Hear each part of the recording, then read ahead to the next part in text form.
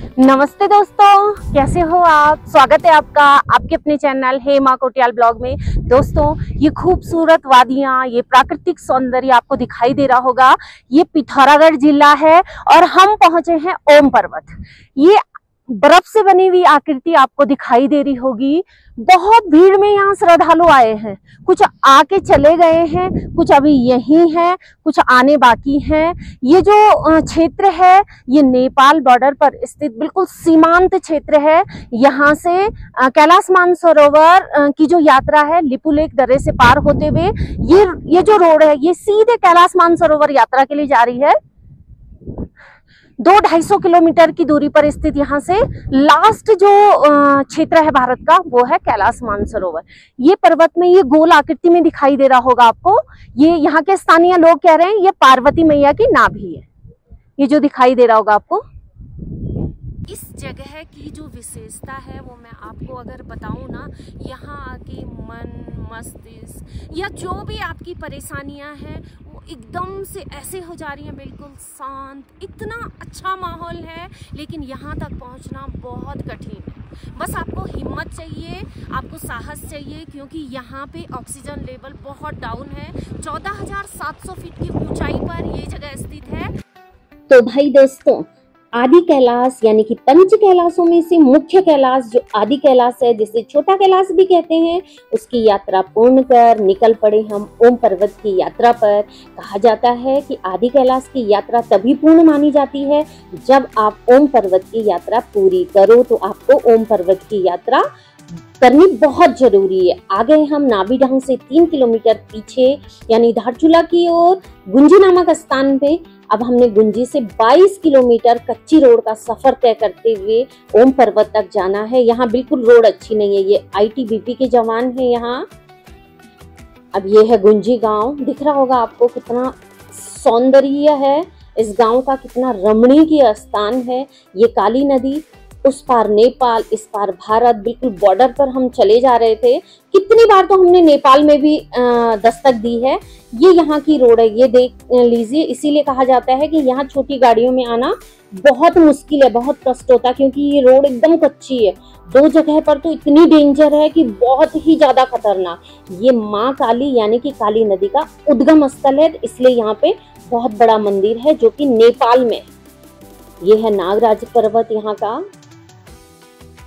अब ये एसएसबी का बेस कैंप, ये सबसे लास्ट यहाँ बेस कैंप है एसएसबी का ओम पर्वत तक के लिए। इसके बाद केएमवीएन का जो कैंप है वो ओम पर्वत पर है, जो कैलाश मानसरोवर यात्रियों के लिए सुविधा प्रदान करने के लिए है।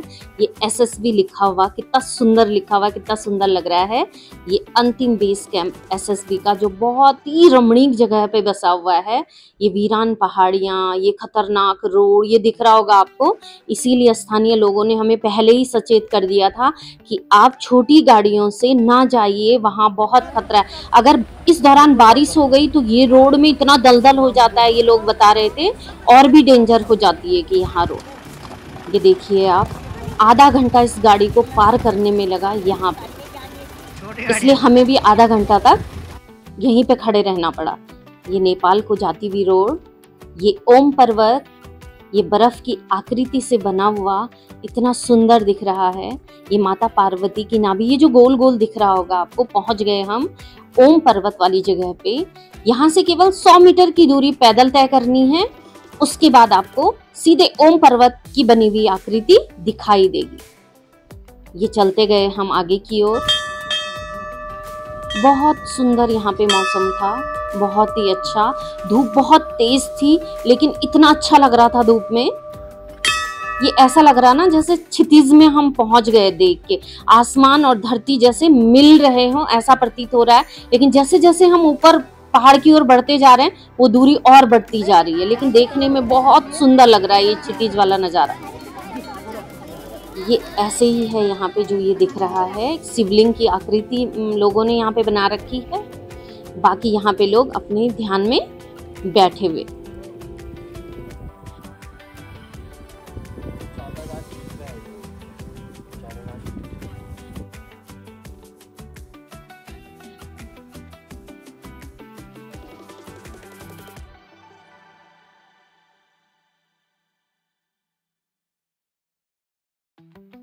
अभी हम आए हैं खैर बाबू, भैया का नाम है, इनका खैर बाबू ट्रेवल्स के नाम से ये ट्रैवल एजेंसी है। ये धारचूला से देहरादून, देहरादून से धारचूला ट्रैवलिंग करते हैं।